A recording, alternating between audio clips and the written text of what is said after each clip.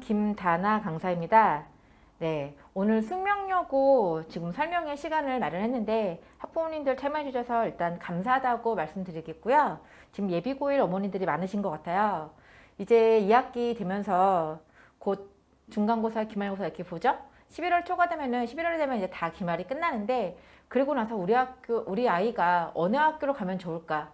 진선을 보낼까? 숙명을 보낼까? 경교육으로 보낼까? 걱정 많으시죠? 숙명여고가 문법이 세다고 하는데 어느 정도로 센가?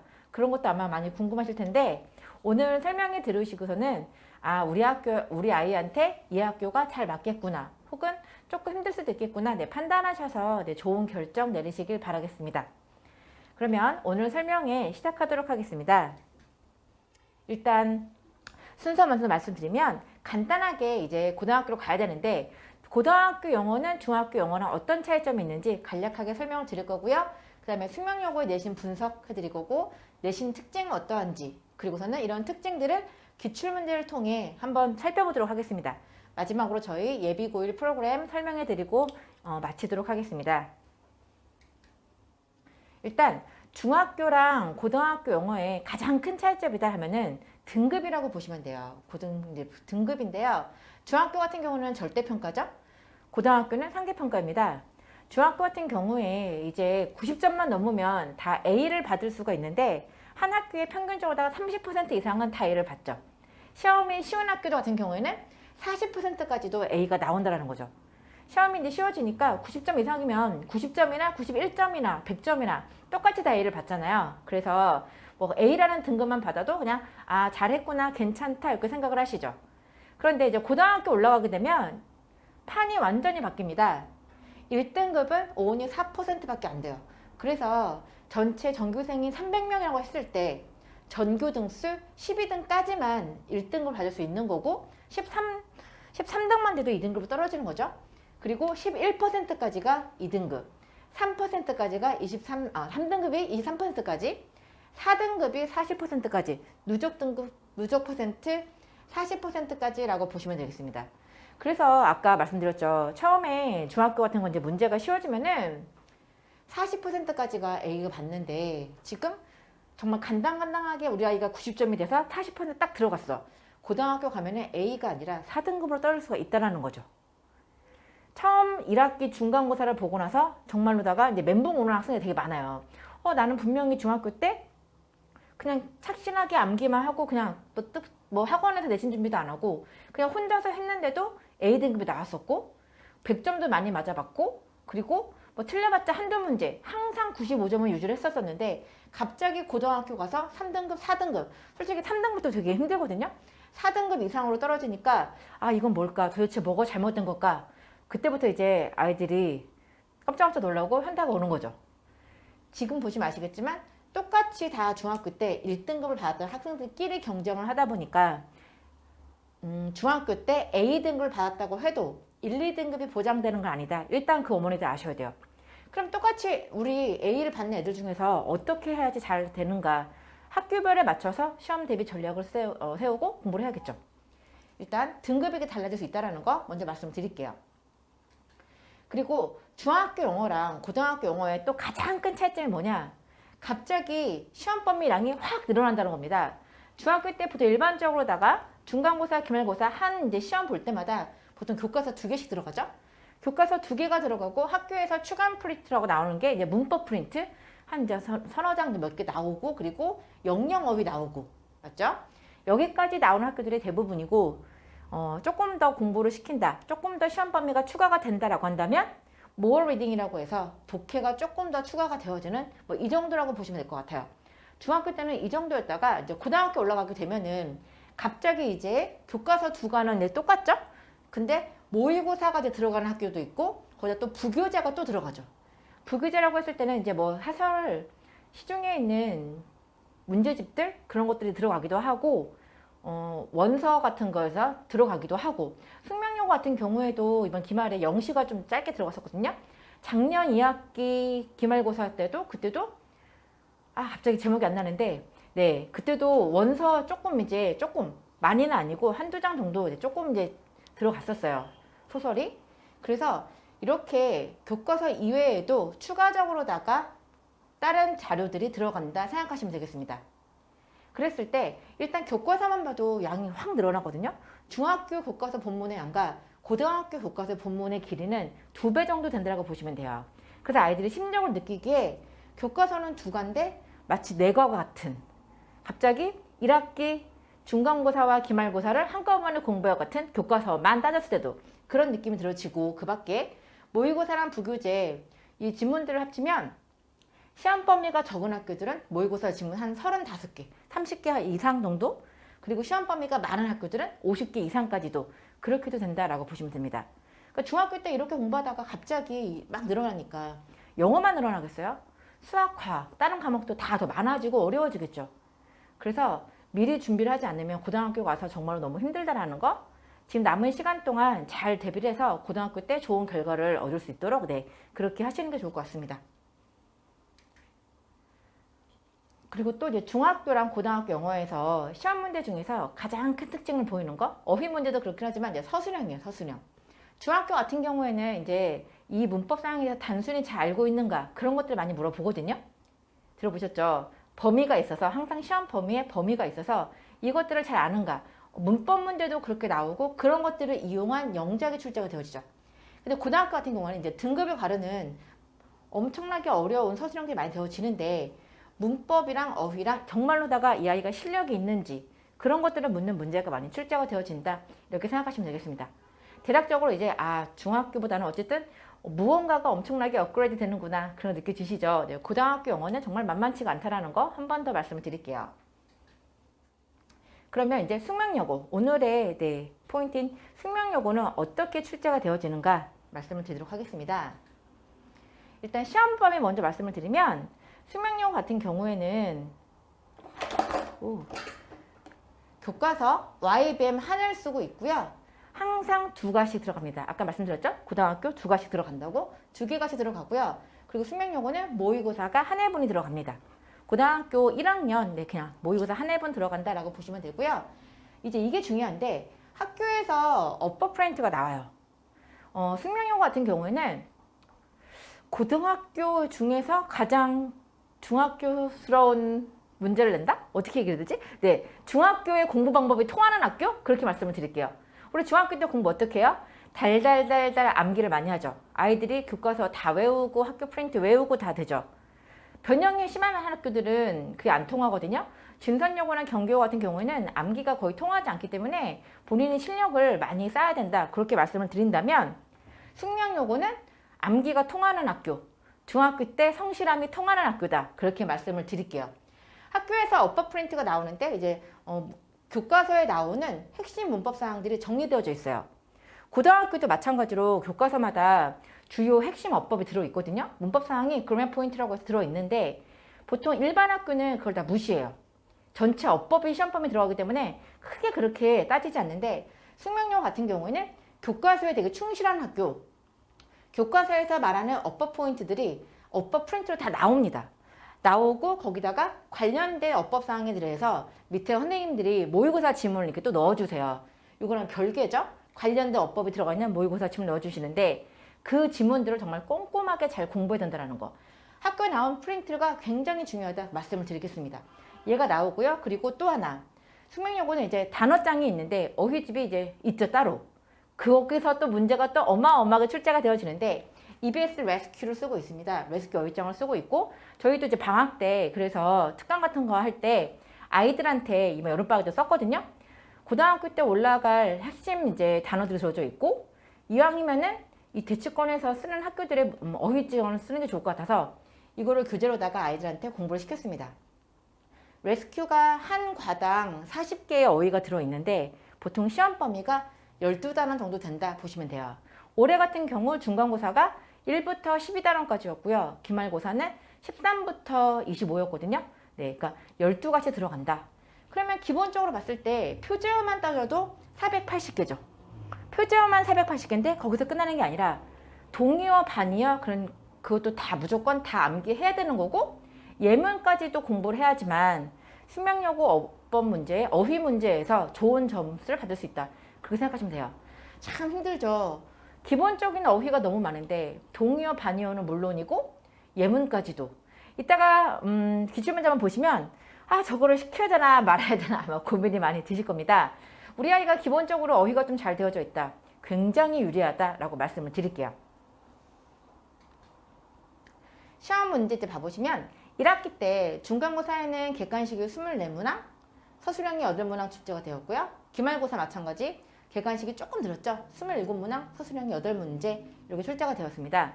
생명여고가 올해 시험 문제가 좀 달라진 점이 있다면 작년까지는 그래도 중간 기말 중에서 한 번은 듣기 문제가 출제가 되었어요. 듣기 평가가 포함이 되어져 있었는데 올해는 듣기가 쫙 다 빠졌습니다. 듣기가 다 빠지면서 그 부분을 어휘랑 어법 문제로다가 채웠다 이렇게 생각하시면 될 것 같아요. 어휘랑 어법 문제가 더 강화된 거죠. 그래서 그쪽을 더 연습을 많이 하고서는 숙명여고를 보내셔야겠습니다. 그리고 아까 교과서에서 나오는 그래머 포인트마저도 되게 충실하게 하는 학교가 숙명여고로 말씀드렸죠. 정말 숙명여고는 모든 시험범에서 문제가 골고루 출제가 되어집니다. 같은 이제 강남권에 있는 진선여고라던가 경기여고에서는 교과서 문제 출제 비율이 굉장히 낮거든요.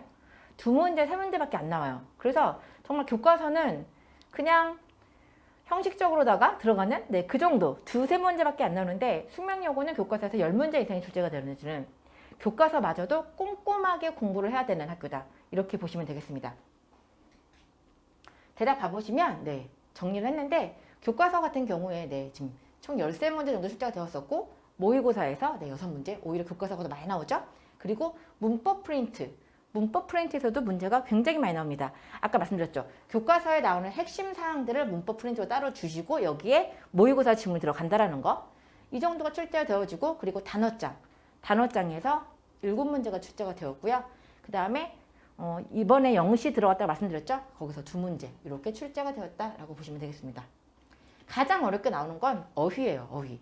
여기 난이도 봐보시면 정말 상상이라고 해서 어휘 문제가 굉장히 어렵게 참 공부를 다 하자니 시간이 너무 많이 소요되고 안 하자니 배점이 너무나 큰 서술형 같은 경우도 굉장히 어렵게 나온 그런 시험이 바로 이제 어휘 문제다라고 보시면 되겠습니다.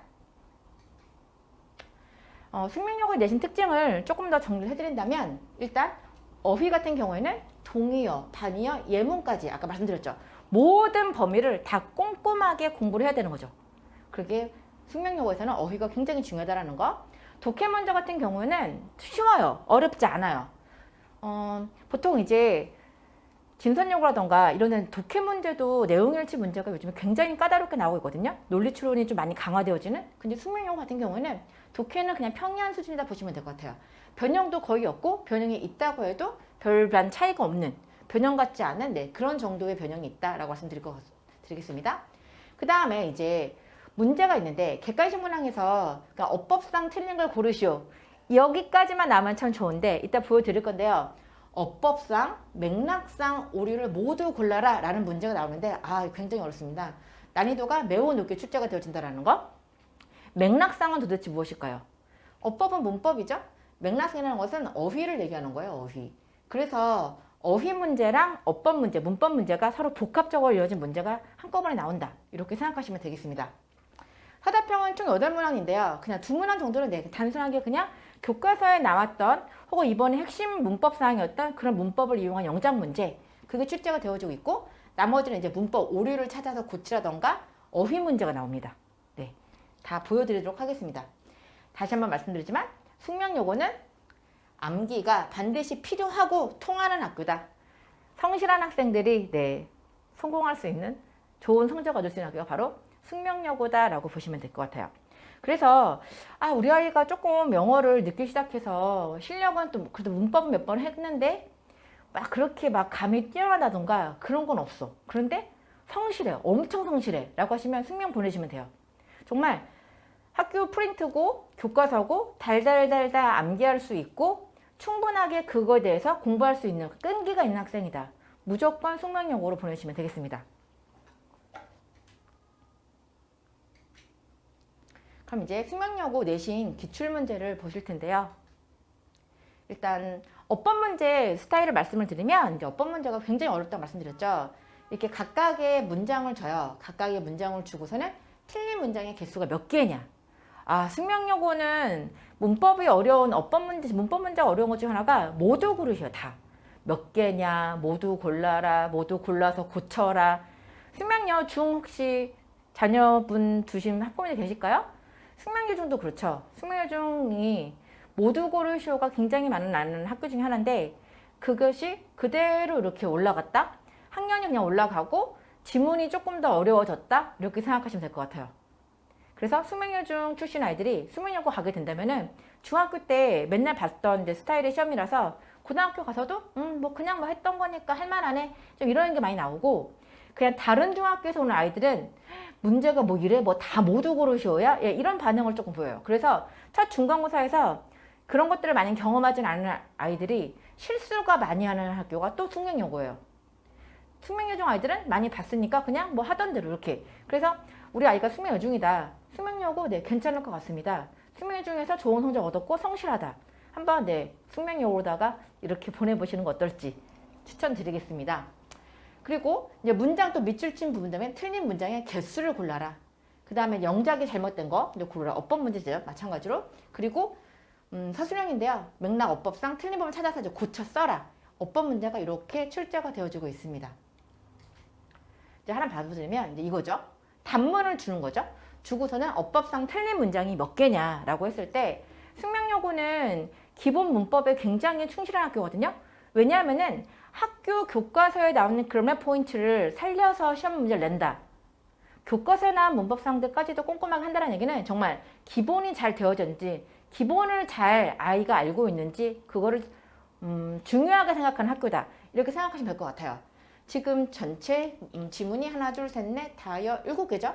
7개 중에 정답이 5개였거든요. 네, 굉장히 많죠. 그러니까 아이들은 일단 처음에 너무나도 많은 지문인데 거기서 여러 개가 있으니까 거기서 너무 힘든 거죠. 그리고 또 이렇게 지금 얘는 답이 많았는데 이렇게 많다고 항상 많지도 않아요. 저번 기말고사였나 중간고사였나 답이 1개인 적도 있었거든요. 모두 몇 개냐라고 해놓고선 답은 1개예요. 정말 허를 찌르는 거죠. 꼼꼼하게 다 알아듣는다는 거. 막상 보면은 크게 어려운 문법사항은 아닙니다. 일단 A번 같은 게 봐보면은 멘션이라는 동사는 타동사기 때문에 절대 전제를 쓸 수가 없거든요. 그 지금 자동사, 타동사 요거를 묻는 거고 B번은 이번에 문법사항이 이 시험 봤을 때 오형식이 들어갔었어요. 그래서 목적격 보어 자리에 사역동사였을 때 투부정사가 와야 되는가, 동사 원형이 와야 되는가. 이건 뭐 중학교 스타일이죠. 그쵸? 그리고 이제 D번 같은 경우에 마찬가지로 listen 다음에 부사 자리죠. 효과적으로 라고 해서 effectively 라고 써야 되는데 그 품사가 제대로 되어졌는지 마찬가지죠. 보어 자리인데 sound 다음에 보어기 때문에 보어 자리이기 때문에 절대로 부사는 올 수가 없죠. 그냥 reasonable 이렇게 와야 된다는 거. 동사 지금 문형의 형식에 대해서 잘 알고 있는가 그걸 묻고 계시죠. 마찬가지로 attend라는 동사는 타동사기 때문에 어디에 참석하다 할 때는 절대 전치사를 쓰지 않습니다.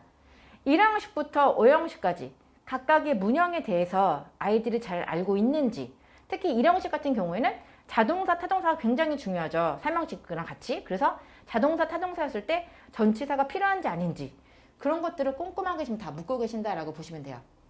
그래서 우리 아이가 뭐 문법을 여러 번 돌려서 기본이 잘 되어져 있다. 가서 잘할 수 있겠구나 생각하시면 되고 그리고 또 하나 팁을 드리자면 여기에 나오는 이 예문들이 다 아까 어법 프린트 있죠. 어법 프린트에서 나오기도 하고 그리고 교과서 예문에서 나오기도 합니다.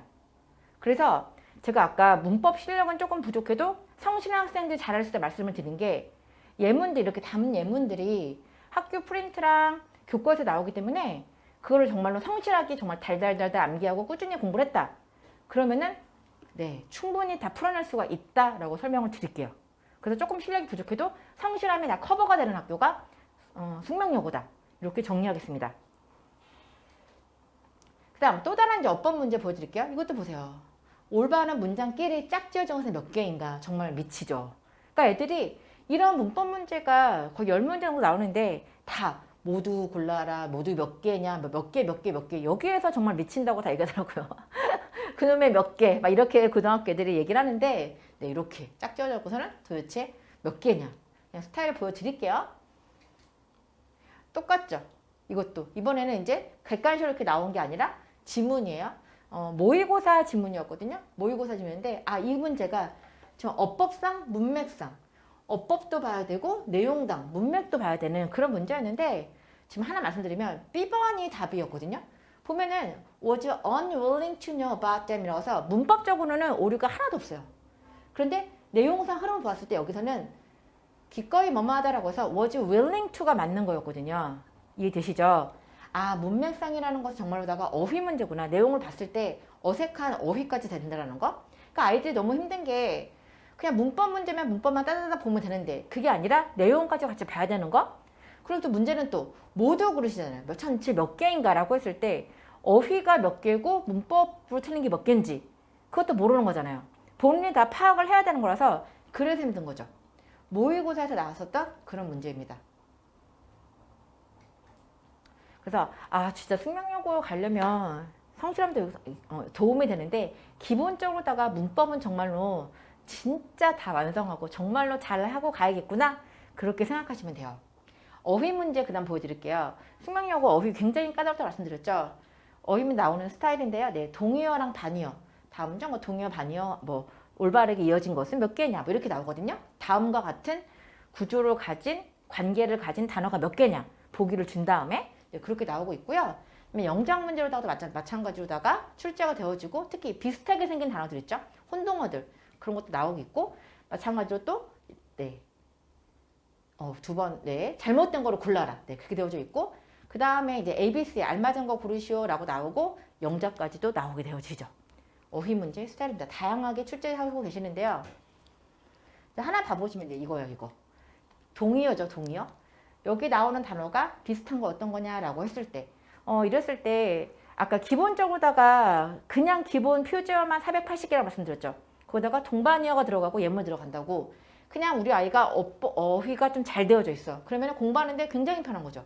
그렇지 않으면은 이거 봤을 때 depreciation 이런 단어가 편안하게 오지 않는 아이들은 정말로 공부하는 게 좀 많이 힘든 학교. 그래서 숙명여고에서 지금 단어가 너무 많잖아요. 어휘는 어떻게 공부를 해야 되느냐. 전략을 꾸준히 하는 법 없어요. 시험 때 하루 몰아서 절대 되지 않아요. 매번 꾸준히 일주일에 두세 번씩이라도 선생님한테 검사를 맡아가면서 이렇게 공부를 해야지만 성공할 수 있는 학교가 숙명여고. 어휘는 그렇게 커버해야 된다. 절대 벼락치기로 되지 않는다라는 거.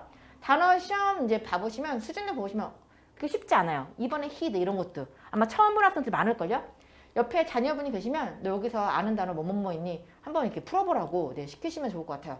그래서 좀 아직 잘 모르겠다라고 한다면은 너 어휘가 좀 부족하구나. 공부 더 해라 라고 서는데 그렇게 보시면 됩니다. 또 다른 어휘 문제인데요. 이렇게 고치라고 나오는 거죠. 그랬을 때 이렇게 이거로 다 고쳤을 때 그러니까 한국말을 주어졌을 때 이거는 이제 예문으로 나온 거였거든요. 예문으로 나온 거였는데 마찬가지로 이제 기본적으로다가 어휘가 되는 아이들은 여기서 만장일치하다라고 했을 때 이게 맞는 거죠. 이너니무스가 맞는 건데 갑자기 어나니무스가 나오면 안 되는 거니까 그래서 그렇게 해야 된다는 거. 어휘가 중학교 때 학습이 안 됐다. 예문 다 외울 수 있을까요? 아이들이? 안 되겠죠? 그러니까 중학교 때 지금 남은 아직 고등학교 안 갔잖아요. 2월까지 어휘 최선을 다해서 정말 열심히 암기하고 공부해라. 다시 한번 아이들한테 동기부여 시켜주시면 감사하겠습니다. 이런 식으로다가 어휘 문제가 출제되어진다는 거. 영작이 제대로 지어졌는가. 모든 예문은 다 어휘집에서 나왔다 생각하시면 되겠습니다. 그 다음 이제 서술형에 대해서 말씀을 드리도록 하겠습니다.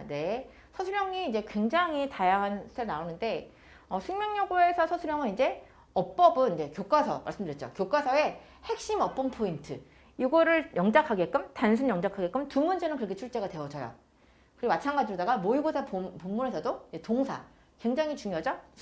기본은 묻고 계세요. 주어 동사에서 동사가 수요일치 시제일에 잘 맞춰졌는가 그런 거 물어보시고 이게 또 어려워요. 이게 단어장에 예문이 아까처럼 객관식뿐만이 아니라 서술형으로 나오는데 이거 만만치 않습니다. 이거 굉장히 어렵게 나오고 있고요. 또한 마찬가지로다가 이제 어법상 틀리라고 나오는 게 있는데 어법상 틀린 부분 고쳐라. 그리고 어법상 맥락상 틀린 부분 고쳐라. 아까 맥락 말씀드렸죠. 어휘가 잘 됐는지 잘못되었는가 그거를 파악하게끔 이렇게 시험 문제 내신다라는 거. 여기에서 이 시험 문제 보시면 아시겠지만 또 탭스랑 또 굉장한 유사한 문제가 네, 나오고 있습니다. 서술형 보여드릴게요. 서술형. 지금 봐보면 이제 A랑 B에 들어갈 말을 영작을 해라 라고서 이렇게 출제가 되어지고 있죠. A번의 정답이 이렇게고 B번 정답 나오고 있어요. A랑 B번을 보시면 둘 다 똑같이 가정법 구문이구나 라고 느껴지시죠. 숙명여고에 이때 교과서에 나오는 그럼의 포인트가 가정법이었거든요. 교과서에 나오는 핵심 문법 사항을 그대로 살려서 서술형으로다가 내고서는 그거를 쓸 수 있는지 없는지 이렇게 내신다라는 거. 모든 여고 중에서 정말 고등학교 때 이렇게 교과서의 문법 포인트까지 이렇게 챙긴 학교는 숙명여고밖에 없다 말씀드릴게요. 그래서 정말로 어떻게 보면 좋은 거죠. 뭐가 나올지가 예상이 되어지니까 이 교과서 지금 나오는 이 문법 포인트에 대해서 충분히 학습을 하고 공부를 한다면 충분히 시험 대비가 되어줄 수 있는 학교. 문제가 예측이 가능한 학교가 바로 숙명여고다. 네, 이렇게 말씀을 드릴게요. 그러니까 고등학교 때 숙명여고 갈 때 학원만 잘 열심히 다녀도 좋은 등급 받는 거 어렵지 않습니다. 성실함이 반드시 필요하긴 하지만 이제 이게 어휘 문제인데 서술형이요. 이게 어려웠거든요. 굉장히 어렵게 나온 건데 지금 봐보시면 A랑 B에 알맞은 거를 넣는데 보기 어휘를 모두 활용해라. 그리고 여기 나온 것들을 써서 써라 라고서는 원래는 두 개가 나왔었거든요. 1번, 2번 있는데 똑같은 형식이라서 제가 그냥 1번만 가지고 와서 각 A, B, C, D는 각 1점씩 총 4점짜리. 사실 한 밑줄 하나당 배점이 크지 않기 때문에 그냥 챙겨도 되지 않나 생각할 수 있겠지만 그렇지 않죠? 참 버리자니 그렇고 하자니 힘든 그런 어휘 문제 중에 하나인데 1점만으로다가도 등급이 막 벌어지니까 요거 말씀드려야 되는구나. 숙명여고가 말씀을 드렸죠. 학교 시험 문제가 예측이 가능하다고. 그리고 변형이 그렇게 심하지가 않다라고.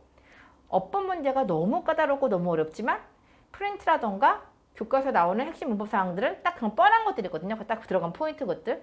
그런 것들을 암기라면은 충분히 커버가 되는 학교가 숙명여고다 이렇게 말씀드렸잖아요. 그러다 보니까 등급 간의 점수 차가 되게 작아요. 표준편차가 작아서 정말 1점, 1점 하나만으로 나와도 등급이 확확 바뀌는 학교가 숙명여고다. 그래서 정말 1점까지도 잘 챙겨야 되는 학교. 그 학교가 숙명여고다 이렇게 말씀을 드릴게요. 정말 등급 간격이 너무 작아서 이런 것도 놓치면 안 됩니다. 정답 봐보시면 이제 나오고 있는데 A 같은 경우에는 들어가는 핵심 어휘가 답이었었고요. 얘는 마찬가지로 어휘장이 예문에서 나온 거예요. 그리고 B번 같은 경우에는 여기서도 이제 교과서에서 수동태가 나왔었기 때문에 그걸 이용한 표현들 들어가는 거 이렇게 보시면 돼요. 이런 단어를 주어졌기 때문에 마찬가지로 아이의 개인기가 좀 필요하죠. 너무나도 시험 범위가 양이 많아서 다 외울 수가 없어서 우리 아이가 어느 정도 문법이 되어지고 어휘가 되어진다. 그러면 이 정도야 그냥 2점 가지고 간다 생각하시면 되겠습니다. 크게 어려운 문법사항은 아니지만 그래도 시험 시간이다 보니까 긴장도 있고 해서 충분히 좀 아이들한테 힘든 그런 문제라는 거죠. 그리고 또 한 번 말씀을 드리면 숙명여고가 이렇게 예문이 출제가 되어진다고 말씀드렸잖아요. 표제어가 있으면 표제어 밑에 단위어, 동의어가 있고 그 옆에 예문이 나와요. 그러니까 기본적으로 아이들은 거기까지만 공부를 하죠. 그런데 지난번 시험에서 거기 나오는 표제어의 예문이 아니라 이제 단어장마다 뒤에 봐보면은 1, 2과에 대한 학습 이렇게 연습 문제 같은 게 있잖아요. 거기서 출제가 되어진 거예요. 그래서 거기까지 외운 아이들은 거의 없었기 때문에 그때는 자기 실력으로 좀 풀어야 되는 거죠. 그러니까 실력이 없어도 꼼꼼하게 하면 된다. 그건 아니에요. 실력도 반드시 요하는 그런 학교가 숙명여고다. 이렇게. 어렵죠? 이렇게 보시면 될 것 같아요. 그 다음 요거 되게 어려워요. 일단 보시면 밑줄이 없어요. 그래도 고마운 거는 단어 몇 개를 찾아 써라 라고 해서 개수는 주시거든요. 단어를 이제 몇 개를 찾아라. 그리고 이제 어법상 이제 문맥상에도 나오고 있잖아요. 그래서 몇 개를 찾아서 해라 라고 해서 개수는 주어지시는데 밑줄이 없다라는 게 그게 이제 너무 어려운 거야, 애들한테는. 그래서 봐보시면 이제 정답이 지금 노란 거였거든요. 노란 거. 여기에서 difficult하고 huge 같은 경우에는 문맥상 잘못된 거였어요. 여기는 이제 small이 들어갔을 때고 얘는 easy가 들어갔을 때 반대로 들어갔을 때는 그런 거였고 what하고 which가 나오는데 얘는 뭐 that으로 써야 되고 이거는 what으로 써야 되는 그런 관계사 바꾸는 거였거든요. 그냥 바꿔놓고 보니까 아 그런가 보다라고 보이시는 거지 아무것도 없이 밑줄도 없이 그냥 고치라는 거 너무 어렵죠. 이게 바로 숙명여고의 네, 정말 등급을 갈랐었던 그러한 서술형 문제다라고 보시면 돼요. 그러니까 이제 숙명여고는 이제 보시면 이제 느끼셨겠지만 문법이랑 어휘가 같이 복합적으로 나오고 그것들을 모두 골라라 이렇게 나와서 그게 너무 힘든 거예요. 그리고 웬만한 문제들은 다 답을 하나 고르는 게 없어요. 다 모두 고르시오, 모두 고르시오, 모두 고르시오. 그리고 아까 서술형 8문제라고 말씀드렸죠. 서술형 8문항이면 굉장히 많은 거거든요. 거기다가 객관식이 24개에서 27개 이렇게 되니까 문제 수도 많은데 서술형이 그렇게 많아지고 또 서술형도 보니까 모두 고르시오, 모두 골라 고쳐라 라고 해서 그렇게 쉽게 풀 수 있는 문제가 아니라는 거. 그리고 숙명여고 모든 고등학교 마찬가지지만 시험 문제 풀 때 시간 배분이 굉장히 중요한 학교가 또 숙명여고다. 네, 이렇게 설명해 드리도록 하겠습니다. 그래서 숙명여고에서 그러면은 1등급을 받기 위해서 여기서 잘하기 위해서는 어떻게 되는가 정리를 먼저 드리시려면 아까 말씀드렸던 교과서라던가 문법 프린트에 핵심 문법 사항이 있습니다.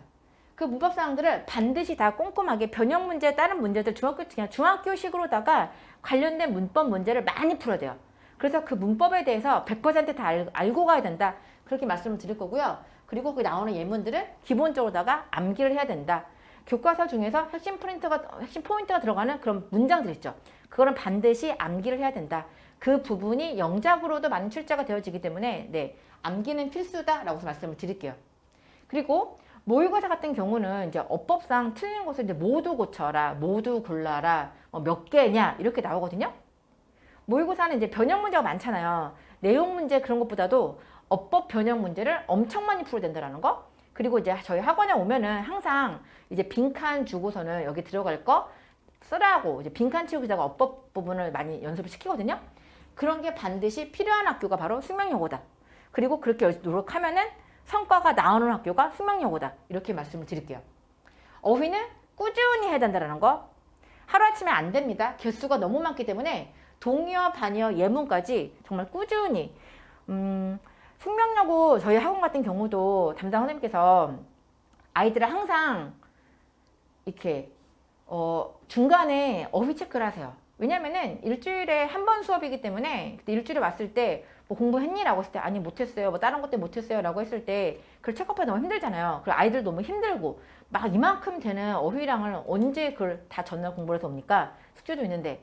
그래서 중간중간 뭐 월, 화, 목 이런 식으로다가 오늘 공부한 거 뭐 사진 찍어서 보내라. 오늘 공부한 거에 대해서 몇 개 해봐라. 라고서는 중간에 꼭 검사를 하세요. 그런 식으로다가 꾸준하게 체크를 해주는 그런 학원으로다가 보내셔야 된다. 네, 다시 말씀드릴게요. 다시 한번 말씀드리지만 성실함이 통하고 꾸준함이 통하는 학교가 숙명여고다. 네, 이렇게 정리해 드리겠습니다.